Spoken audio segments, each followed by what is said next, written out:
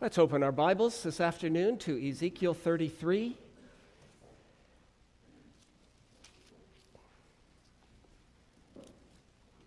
We have seen some of the woes against the surrounding nations, and we looked last time at Tyre, and then there's a section in between there against Egypt, and I've decided to move ahead to chapter 33. So as not to be too repetitive, it's a very similar message that comes against Egypt that we saw against the other nations as well. So I want to move on to Ezekiel 33, and I'm going to read verses 1 through 20.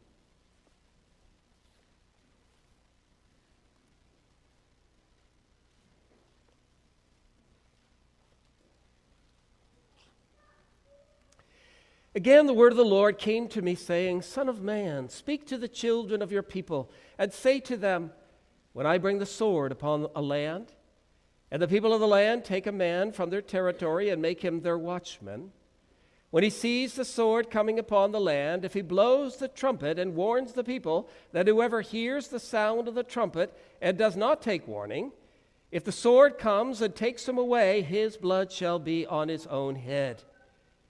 He heard the sound of the trumpet, but did not take warning. His blood shall be upon himself. But he who takes warning will save his life. And if the watchman sees the sword coming and does not blow the trumpet, and the people are not warned, and the sword comes and takes any person from among them, he is taken away in his iniquity, but his blood I will require at the watchman's hand.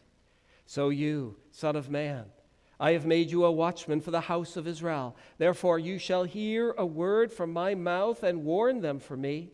When I say to the wicked, O wicked man, you shall surely die, and you do not speak to warn the wicked from his way, that wicked man shall die in his iniquity, but his blood I will require at your hand. Nevertheless, if you warn the wicked to turn from his way, and he does not turn from his way, he shall die in his iniquity, but you have delivered your soul. Therefore you, O Son of man, say to the house of Israel, thus you say, if our transgressions and our sins lie upon us, and we pine away in them, how can we then live? Say to them, as I live, says the Lord God, I have no pleasure in the death of the wicked, but that the wicked turn from his way and live. Turn from your evil ways, for why should you die, O house of Israel? Therefore you, O Son of man, say to the children of your people, the righteousness of the righteous man shall not deliver him in the day of his transgression. As for the wickedness of the wicked, he shall not fall because of it in the day that he turns from his wickedness, nor shall the righteous be able to live because of his righteousness in the day that he sins. When I say to the righteous that he shall surely live, but he trusts in his own righteousness and commits iniquity, none of his righteous works shall be remembered. But because of the iniquity that he has committed, he shall die.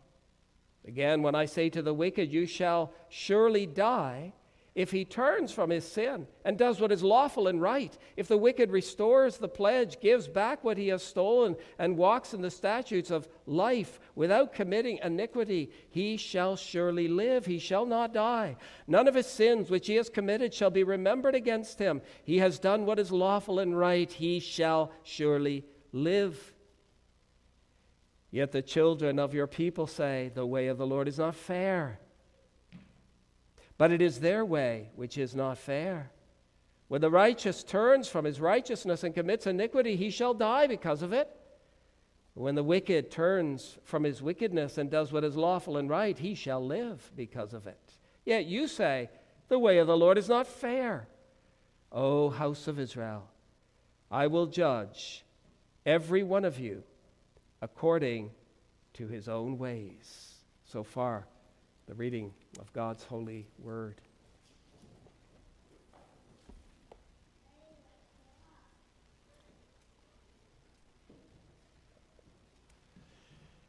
After pastoring a church in England for a few years, Daniel James Draper became a missionary to South Australia in the early 1800s. When he was in charge of the South Australian district, he witnessed the building of 30 new churches. He also participated in the building of schools. Church membership increased by 1,300 and Sunday school by 2,000. The number of people who came to worship increased by 7,000. After 29 years of service, he and his wife made their first visit back to England. After a brief visit there, they again boarded ship to return to their work in Australia. They departed on January 5, 1866, with 263 passengers on board. The sky was clear and the sea calm. A day after they set sail, the winds picked up and eventually became so violent that the ship's rigging was blown away and the wreckage from the mast could not be cleared. Mountainous waves engulfed the ship. The winds continued until they became a full-blown hurricane. On January 10, the ship turned back towards Plymouth, hoping to reach calmer waters. But at 10:30 that night, a mountain of water fell on the main deck, filling the engine room and extinguishing the engine fires. The men worked furiously to repair the damage, but finally the captain had to tell them that the ship was doomed. At midnight, Draper began a prayer meeting in the saloon. All the passengers and crew not on duty gathered together. Draper exhorted the people to believe on the Lord Jesus Christ for salvation. Together, they read the scriptures with earnestness. At dawn, the captain told the passengers and crew that all hope was lost.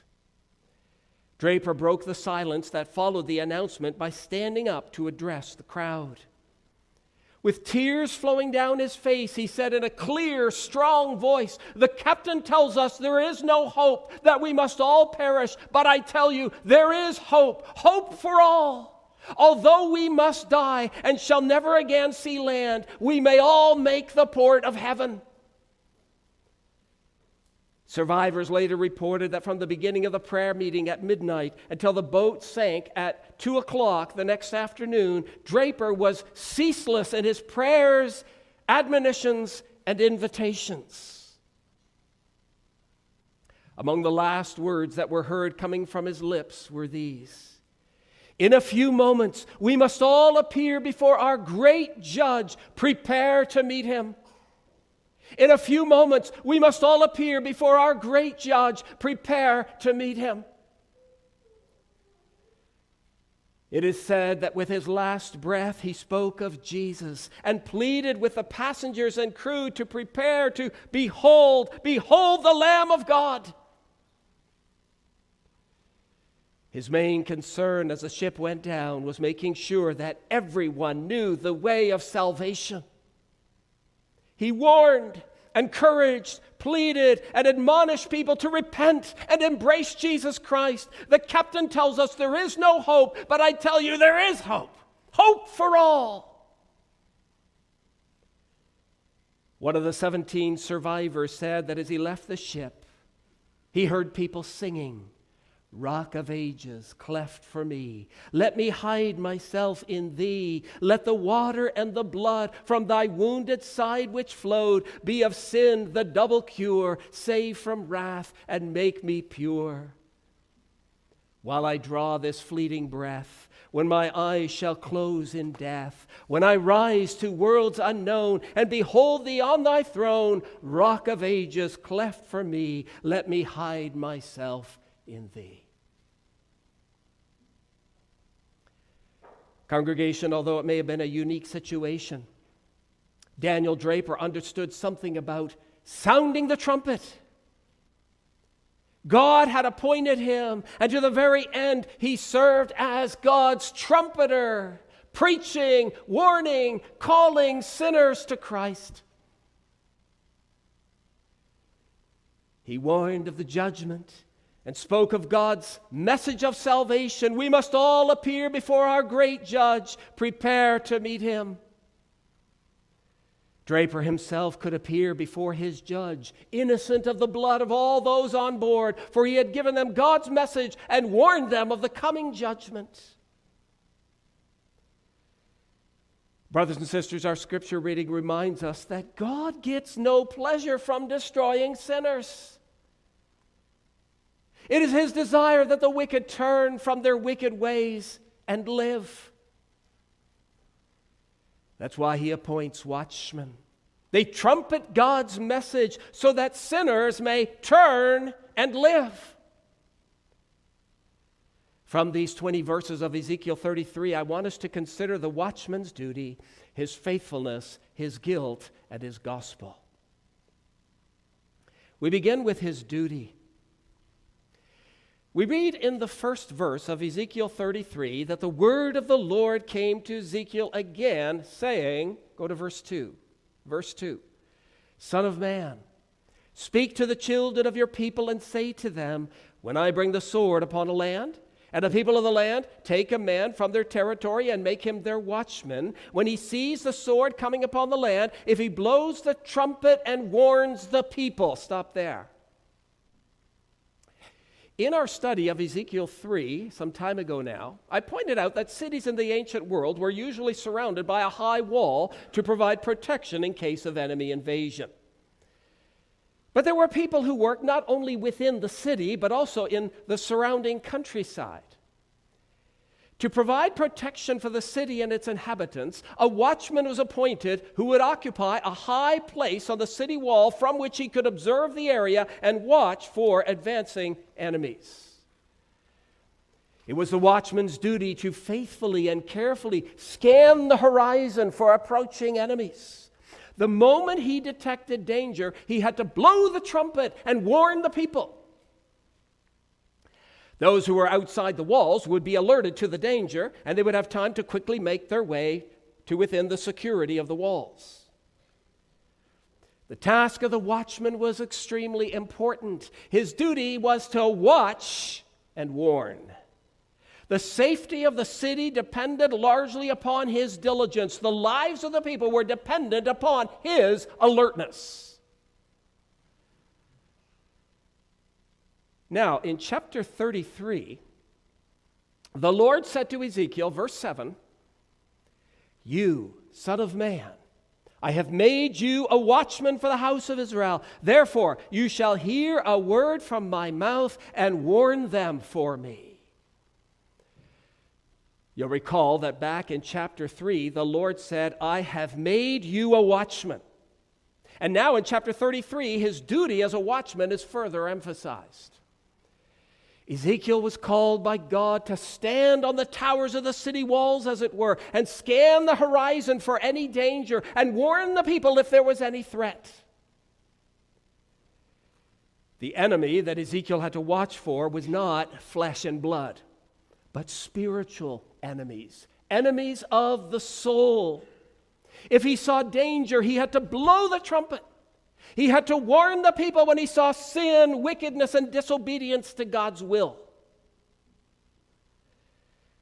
When the Israelites began to drift away from the Word of God, when spiritual enemies threatened their relationship between them and the Lord, when the covenant relationship between God and his people was threatened, Ezekiel had to blow the trumpet. Brothers and sisters, as we saw back in chapter 3, the task that God gave to Ezekiel is the task that he gives to all office bearers in the church today. They are charged by the Lord to be awake and alert spiritually and to watch for the enemy. They are charged to guard the spiritual well-being of the flock. They stand on the walls and watch carefully for anything that may lead God's people away from the Lord Jesus Christ. When they see members of the church ensnared by materialism, when they see them loving the world and the things of the world, when they see them wandering away from Jesus Christ through worldly entertainment or whatever it may be, they must sound the trumpet. When they see people drawn away by various philosophies and ideologies, unbiblical scholarship, academic arrogance, and false wisdom, they must issue the warning. When they see people worship their work and exalt their business above their commitment to God, When they see God's sheep embracing unbiblical feminism or leaning towards the errors of relativism and pragmatism, they must alert them to the dangers. When members of the church show indifference to the Savior, the gospel, and their fellow Christians by neglecting worship, elders have a duty to lift up the trumpet. You see, God's people are in a covenant relationship with the Lord, and anything that threatens that precious relationship, anything that drives a wedge in it, should be challenged as soon as possible. Christ is the one who loved us. Christ is the one who gave himself for us, who suffered God's curse to redeem a people for the Lord. Therefore, anything that threatens that relationship must be exposed. The office bearers of the church, especially the elders and pastors, must be aware of the dangers of our culture and must do all that they can to protect God's people. Office bearers must communicate God's word to God's people to protect them from God's enemies. Enemies of the soul, enemies of the church, enemies of the gospel.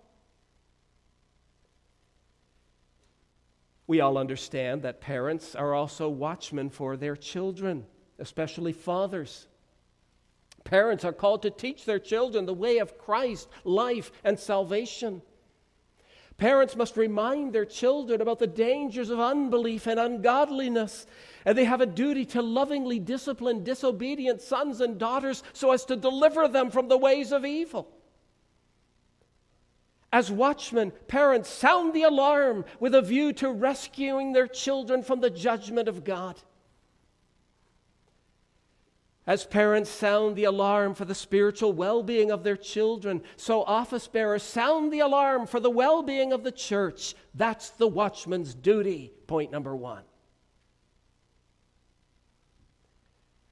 Point number 2, his faithfulness. His faithfulness. Look with me, please, to verse 4. Then whoever hears the sound of the trumpet, it does not take warning. If the sword comes and takes him away, his blood shall be on his own head. Verse 5, he heard the sound of the trumpet, but did not take warning. His blood shall be upon himself, but he who takes warning will save his life. We've said that the task of a watchman is to watch and warn. If he is faithful, if he sees the enemy coming and blows the trumpet, then he will not be blamed for those who are lost. The watchman is not held accountable for those who choose to ignore his warning. Those who ignore it must bear the consequences of their own irresponsible behavior.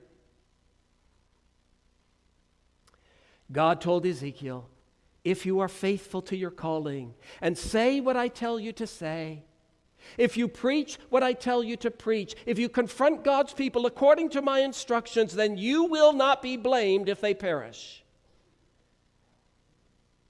Verse 9 says, if you go down there, verse 9 says, if you warn the wicked to turn from his way, and he does not turn from his way, he shall die in his iniquity, but you have delivered your soul.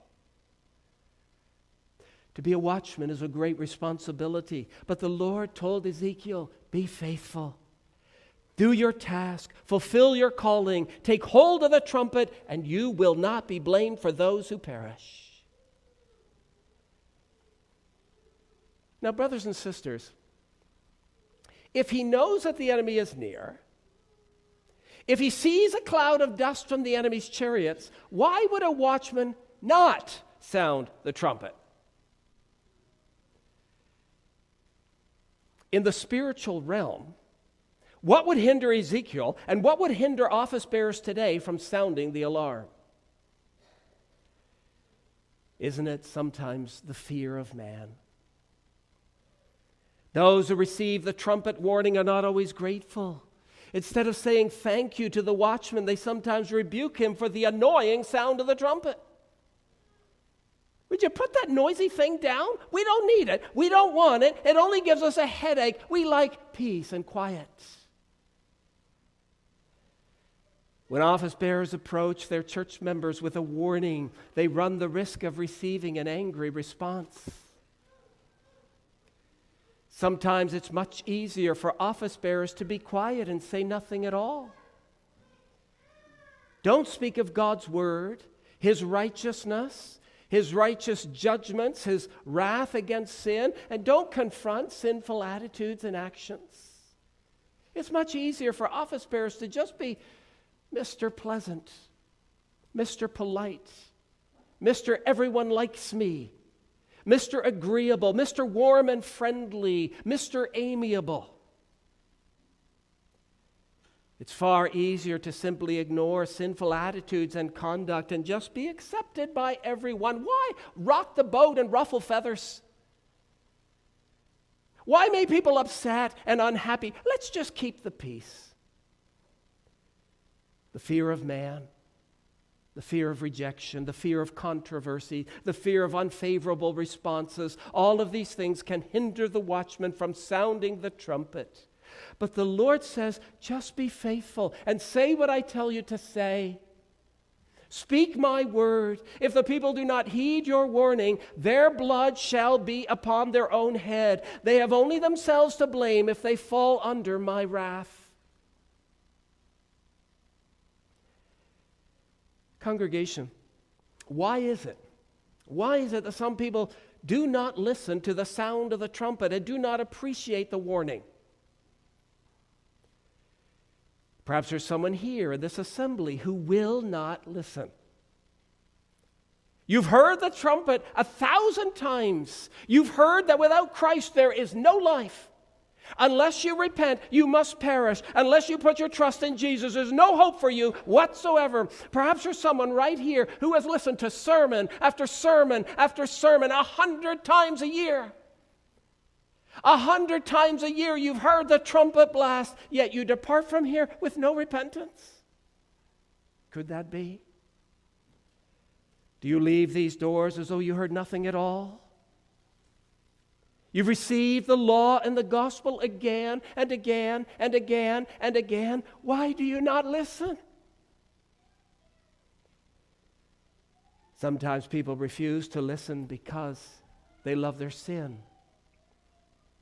They know that if they heed the warning, they'll have to leave it, and they love their sin too much to turn from it. Many rejected Jesus preaching for that very reason. They love their sin. Others may refuse to listen because of intellectual pride. The message of the Bible is too simplistic. It may be fine for the weak and ignorant, but it certainly has little to offer those who are bright and well educated. Again, others may refuse to listen to the trumpet because they don't believe that God will really punish anyone. They don't believe the doctrine of hell and eternal punishment, what the Bible says about the everlasting torment of those who reject Christ. They don't want to believe in a God who punishes sinners for their rebellion against Him. And then sometimes there are those who refuse to listen because they don't like the watchman. They don't like his character. They don't like the sound of his voice. They don't like his mannerisms. They don't like his style of preaching. It's too light or too heavy, too long or too dull, too doctrinal or too simple, too negative or too harsh. Furthermore, there are some who refuse to listen because they're simply preoccupied with other things. They're far too busy to spend time on spiritual matters. And then there are yet others who think that they have plenty of time to respond to the sound of the trumpet. What's the hurry? Why rush? Why respond now? Maybe later. Maybe later. Brothers and sisters, there are all kinds of foolish excuses that people use for not heeding the warning of God. But the Lord says, if you've heard the gospel of Jesus Christ, if you have heard the message of the cross and the way of salvation and resist it, then your blood shall be upon yourself. The watchman is innocent, for he has faithfully proclaimed to you the whole counsel of God. That all who plug their ears to the trumpet blast are guilty before the Lord. Dear friends, are any of you here this afternoon? Are any of you here making excuses, even at this very moment? Is there anyone in this assembly who is foolishly and dangerously resisting God's warning? It's my calling to say to you that if you do not turn from your way, you will die in your iniquity, and your blood shall be upon your own head.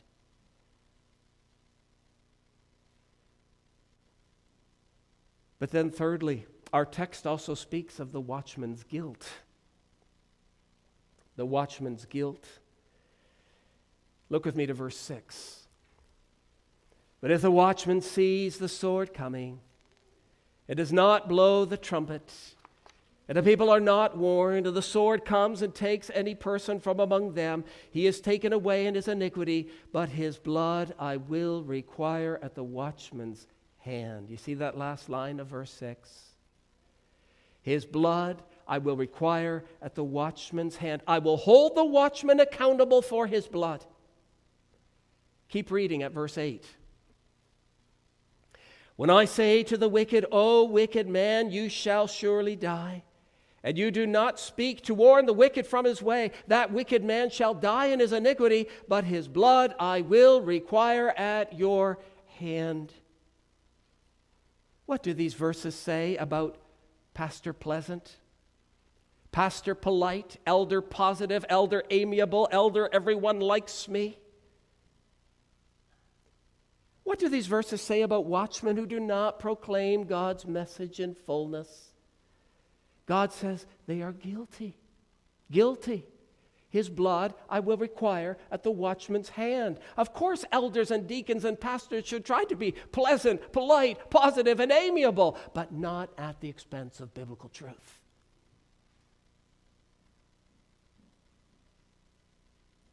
Just like Ezekiel 3, there's a very strong warning in this passage to all office bearers. We will be held accountable for those who perish on account of our negligence if we fail to bring them God's message.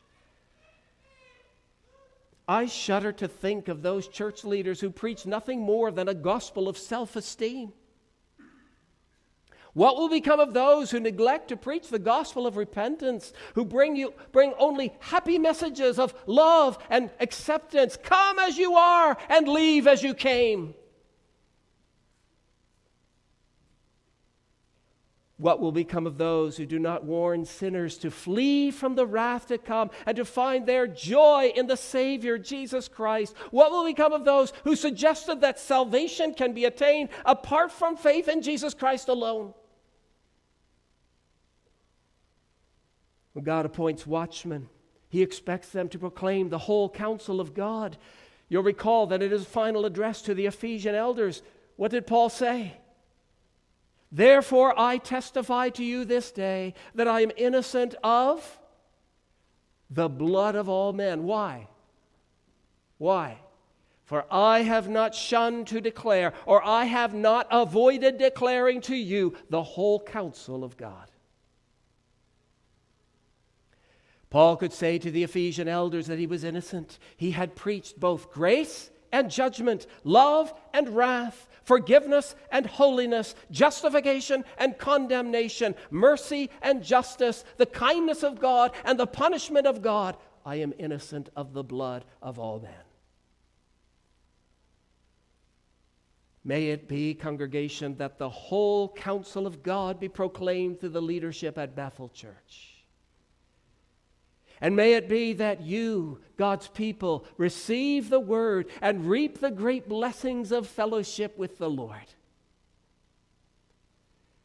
Pray that God will give to the leadership of this church wisdom, courage, boldness, love, and insight to guide God's people according to God's truth.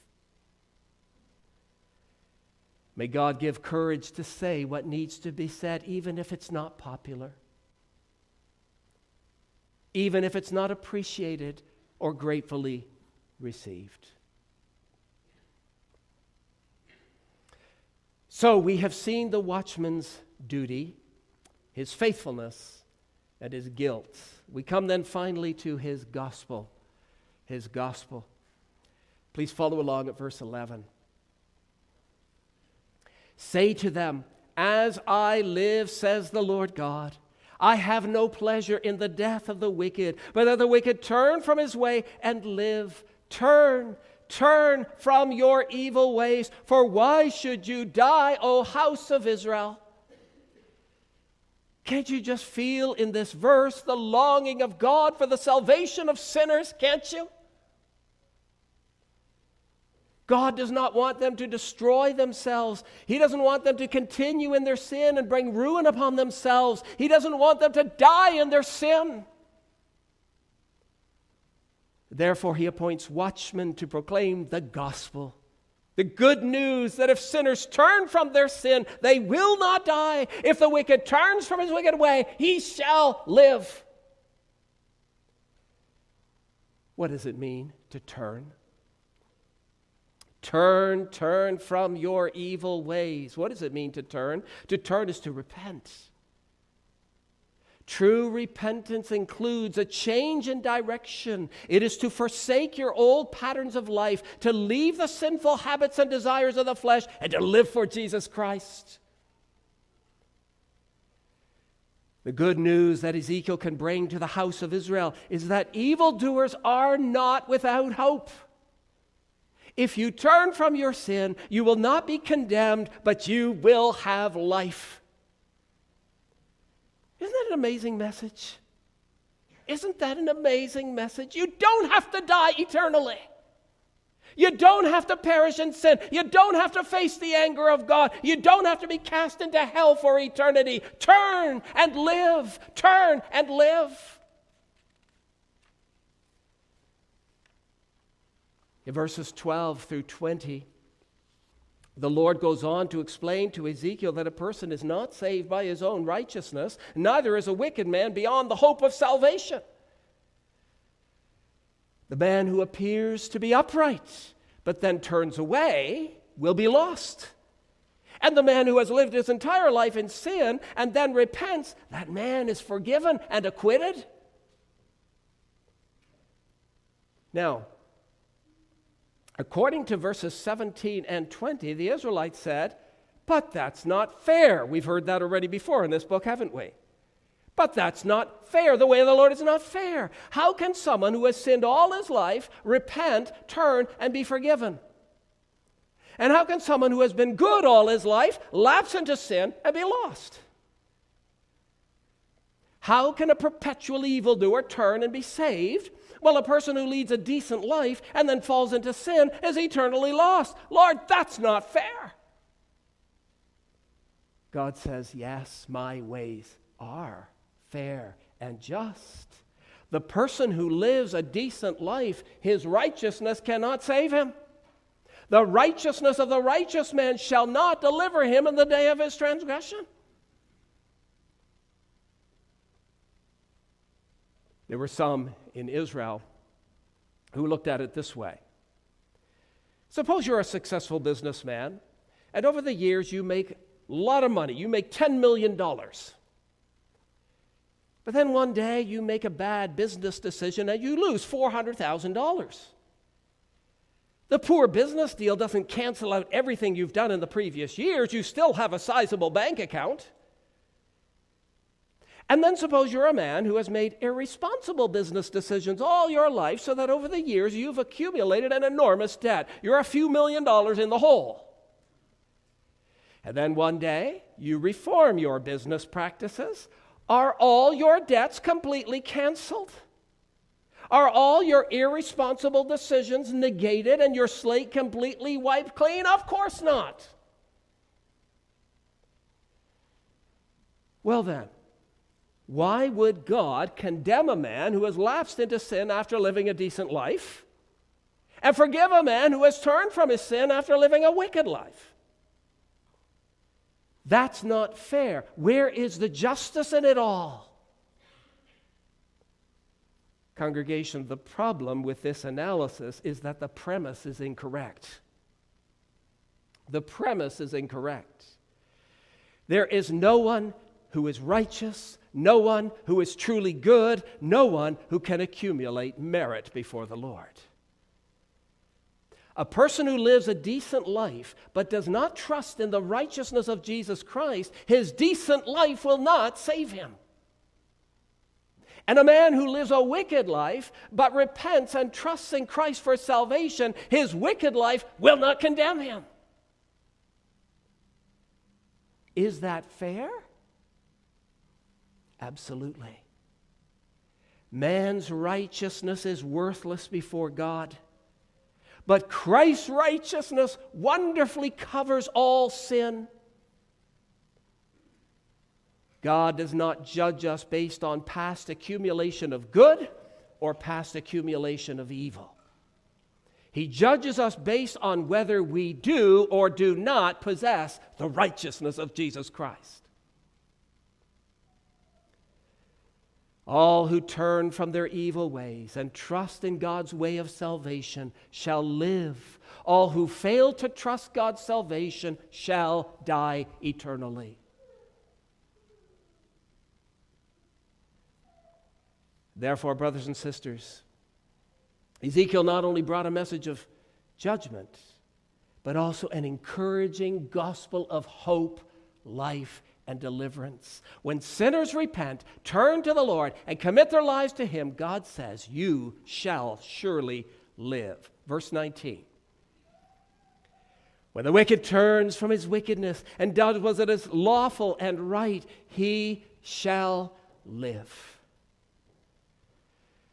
To the Israelites in captivity, this was a great message of grace. Yes, you have sinned, and yes, your life is a mess because of sin, but if you turn and repent, you shall live. Brothers and sisters, that is God's promise to each and every one of you. I have no pleasure in the death of the wicked. Turn from your evil ways, for why should you die? You don't have to die. There's forgiveness in Jesus Christ. You don't have to perish. There is life in the Savior. When you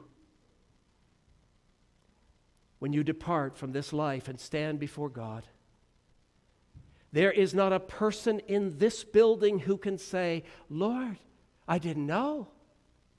I didn't know your way of salvation. I didn't know you were gracious, kind, and merciful. I didn't know that you desired the salvation of sinners. I didn't know that my own righteousness was inadequate. I didn't know, Lord, I didn't know that I could be clothed with the righteousness of Jesus.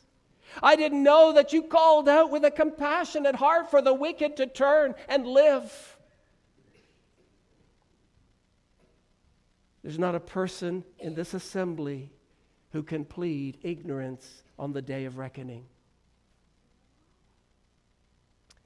If you've not trusted the righteousness of Jesus, the Lord will say to you, why did you not listen? I called to you. I said, turn from your evil ways. I told you, I have no pleasure in the death of the wicked. I gave you the opportunity to be saved. I revealed my grace, my love, my beloved Son to you. I sent watchmen to sound the trumpet. I gave you my word. I gave you every opportunity. Why, oh, why did you not turn and live?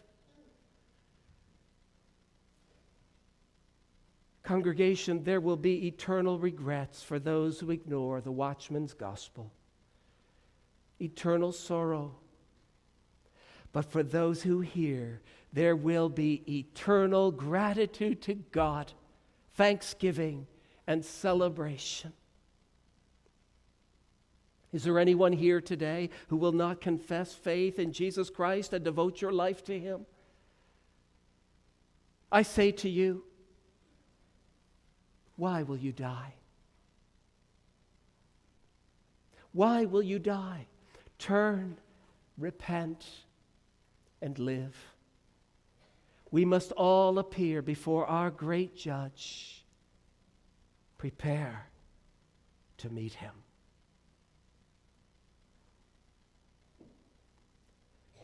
Let us pray.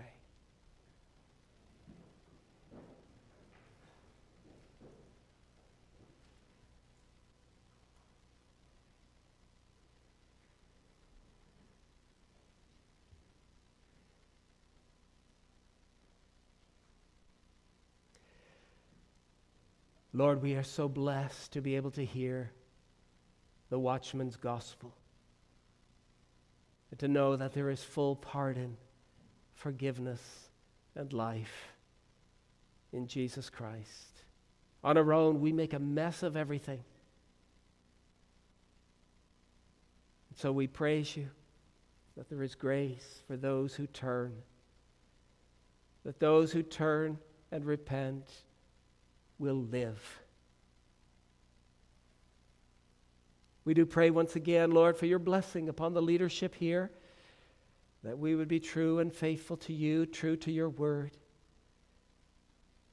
proclaiming both the warning but also the comfort for those who turn. We pray that the whole counsel of God would be taught from this church, not only from the pulpit, but also in homes and in Bible studies. That, Lord, your truth may be both taught and heard and believed, acted upon, and that we may, as a congregation here, reap the blessings, that fullness of joy that comes from knowing that we are covered with the righteousness of Jesus, that perfect, spotless robe of righteousness. So, Lord our God, if there's anyone here who has heard the trumpet blast 1,000 times, it is not rightly responding, we pray that your Spirit would convict the heart. Bring them to faith, bring them to their knees, humble them under your mighty hand, and then fill them with your joy. Sins forgiven, life everlasting. Hear us, Lord, and receive our praises as we conclude. Amen.